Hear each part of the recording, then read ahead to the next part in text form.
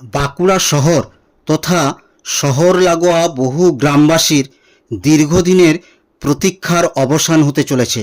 বর্তমানে বাঁকুড়া স্টেশনের উপর দিয়ে যাতায়াত করা ট্রেন ও মালগাড়ির সংখ্যা বৃদ্ধি পাওয়ার কারণে স্টেশন মোড় ও কেঠারডাঙ্গার মাঝের যে রেল ফটকটি সেটি প্রায়ই পড়ে থাকতো, আর উক্ত কারণে এই রাস্তায় প্রায়শই যানজটের সৃষ্টি হতো।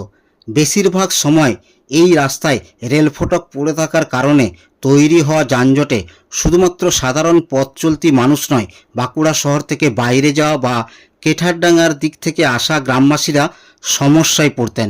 বিশেষ করে পড়ুয়া ও অফিস যাত্রীরা ভোগান্তির শিকার হতেন। এছাড়া এখানে অনেক সময় অ্যাম্বুলেন্সও আটকে পড়তো।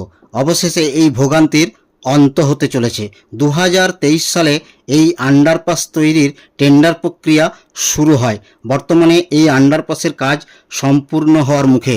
যুদ্ধকালীন তৎপরতায় এই বহু প্রতীক্ষিত আন্ডারপাসের কাজ চলছে। যদি কাজ ঠিকমতো চলে তাহলে এই 2026 সালের জুন মাসের শেষ সপ্তাহের দিকে এটি সম্পূর্ণরূপে জনসাধারণের জন্য খুলে দেওয়া হতে পারে। এই আন্ডারপাসটি চালু হলে বাঁকুড়া জেলাবাসীর দৈনিক যাতায়াত সহজ ও সময় সাশ্রয়ী হবে।